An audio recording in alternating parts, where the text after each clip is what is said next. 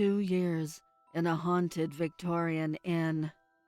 As the title says, I worked in a Victorian inn for 2 years. That place was crazy haunted. After a while, I got used to it, and weird things became commonplace annoyances. It was called the Scotia Inn in Scotia, California. Google it. It's a real place, though it's no longer open at this point in time. There is one ghost hunter's blog post about it, but I can tell you that their story is totally fake. I was there when they did their investigation. Their story is completely made up, except for one fact. The closet door did violently shake in the middle of the night. Otherwise, everything they say is made up. It was built in 1888, the same year the town was founded. It was originally called the Moatok Inn. It burned down in 1920. It was rebuilt in 1923 and renamed the Scotia Inn. The building is U-shaped, with the bend of the U being the front of the building that faces the street. The building is 3 stories high, but includes an attic and a basement, along with a small bar in one corner of the downstairs area. When I started working there in 2014, the 3rd floor was closed down, as was Hall B of the downstairs area. The only areas open for use were Wing A, which was 3 rooms for rent and a small conference room, the entire 2nd floor, which consisted of 21 rooms and an exercise room, and the downstairs ballroom and carpeted dining room. Now, for the activity. It was all over the place, but also specific things were in specific areas. My first experience happened when I had been working there about 2 weeks. I grew up in the town of Scotia and had, of course, heard the rumors since childhood. Everyone knew the inn was haunted, but I didn't know specifics. The computer everyone had to clock in on was in the kitchen. I got there between 6:30 and 7 in the morning. The kitchen was usually empty. I went up the stairs and around a blind corner. There was a man standing in between the freezer and the counter. He didn't say anything. He was wearing some sort of black uniform with gold buttons, something I couldn't recognize at the time. I blinked, and he was gone. I was startled, but not exactly scared. I was more excited that the rumors were true. I told my boss, and she said, "Oh, that was Frank." Frank was the janitor at the inn. He used to live in one of the rooms upstairs. It's rumored that he died of old age on the premises. Before he was a janitor, Frank was a sailor.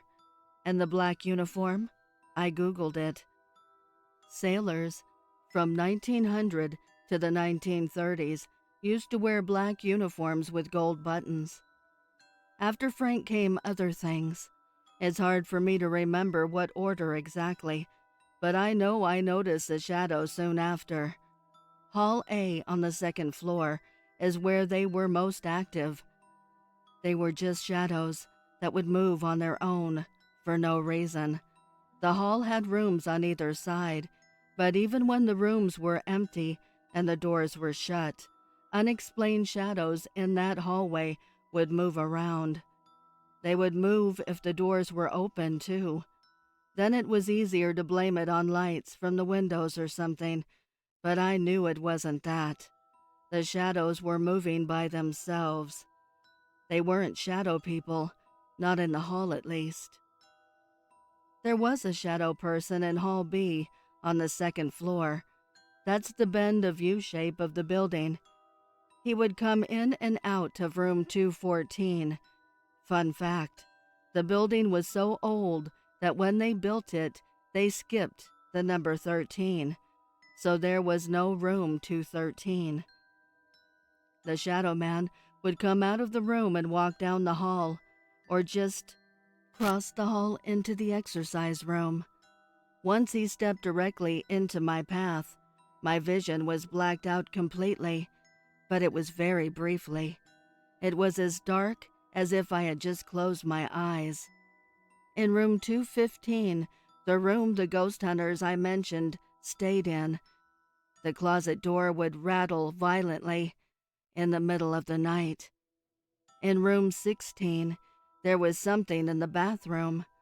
I don't know what it was, but whenever I was cleaning that bathroom, I did it as fast as possible because I got the feeling I wasn't alone in there.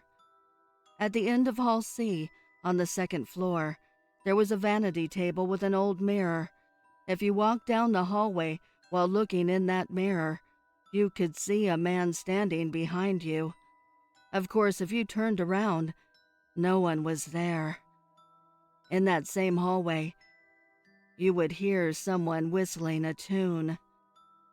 Downstairs next to the dining room, there was this little seating area that had wooden doors that could be pulled closed to shut it off from the dining room. We jokingly called it the cave because it was unnaturally dark in there. It was like looking into pitch blackness, even though the dining area was decently lit. Where it led into the cave, it just cut off into darkness. In that same downstairs area, there were public bathrooms, which had a hall that led to what used to be the owner's living area. That area was guarded by Abigail. She used to be the lady of the manor. People have glimpsed an older woman in a dress with her hair pulled back in a bun. But there are scratches on the mirrors, which have been replaced, and the scratches come back. Could just be vandalism. The stall doors slam, the lights flicker, and more than once, light bulbs have exploded. And there's just a deep feeling of unease back there. Those are the big things. There's an array of small things that have happened as well. I caught a glimpse of a small girl on the landing of the stairs. She vanished as well. There was something that mimicked our voices. I would hear co-workers calling to me from down a hallway when I knew they were somewhere else. Sometimes people that weren't even working that day. Sometimes a door wouldn't unlock until you asked it to. Once I felt something tug on the back of my shirt and ask for help. I thought it was my boss's kids, so I said yes and turned around. No one was there. I have a few more random little tales, as well as stories from growing up in haunted houses. But I felt like I just needed to get this story out somewhere.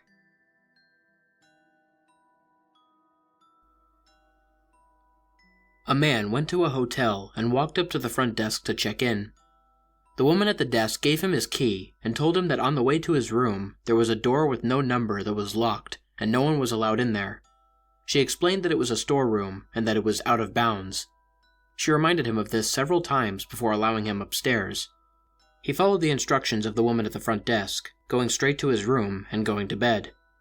However, the insistence of the woman had piqued his curiosity, so the next night, he walked down the hall to the door and tried the handle. Sure enough, it was locked. He bent down and looked through the wide keyhole. Cold air passed through it, chilling his eye. What he saw was a hotel bedroom, like his, and in the corner was a woman whose skin was incredibly pale. She was leaning her head against the wall, facing away from the door. He stared in confusion for a while. Was this a celebrity? The owner's daughter? He almost knocked on the door out of curiosity, but decided not to. As he was still looking, the woman turned sharply.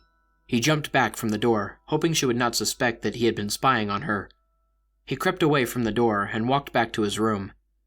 The next day, he returned to the door and looked through the wide keyhole. This time, all he saw was redness. He couldn't make anything out besides a distinct red color, unmoving. Perhaps the inhabitants of the room knew he was spying the night before and had blocked the keyhole with something red. He felt embarrassed that he had made the woman so uncomfortable, and hoped that she had not made a complaint with the woman at the front desk. At this point, he decided to consult her for more information. She sighed and said, "Did you look through the keyhole?" The man told her that he had, and she said, "Well, I might as well tell you the story of what happened in that room. A long time ago, a man murdered his wife in there, and we find that even now, whoever stays there gets very uncomfortable. But these people were not ordinary. They were white all over, except for their eyes, which were red." Hell floor. The elevator stopped at the 13th floor. Except, of course, there isn't a 13th floor. Except, of course, when a 13th floor happens about once a decade, like an unannounced February 29th. The door opened. The floor was poorly lit and vacant looking, as always. There were 6 of us.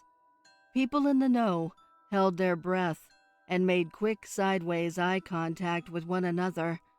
We knew from past experience that the door wasn't going to close again until at least one person stepped out of their own free will.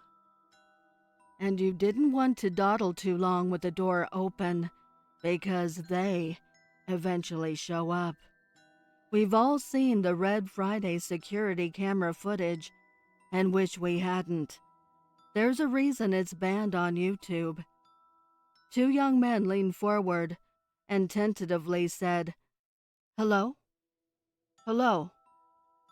into the unechoing dimness. Outsiders, possibly tourists, about to let their curiosity get the best of them. Good. One of them looked back at me.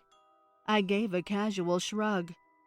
It was against the rules to trick them, but this was acceptable non-interference. They ventured out of the elevator to peek around a bit.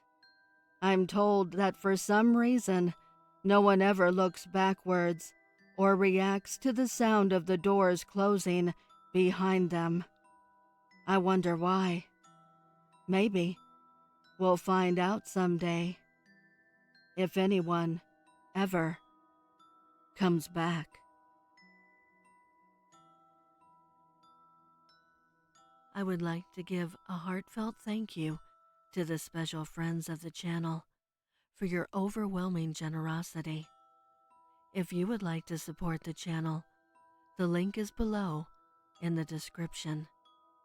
Also, please send me your stories and poems to duchessofdarkness27@gmail.com. You can also find me on Instagram at duchess.ofdarkness and Twitter at duchessofdarkn2. I want to thank all my listeners for your kindness, your encouragement, and your support. It means the world to me. Thank you for joining me. Until next time.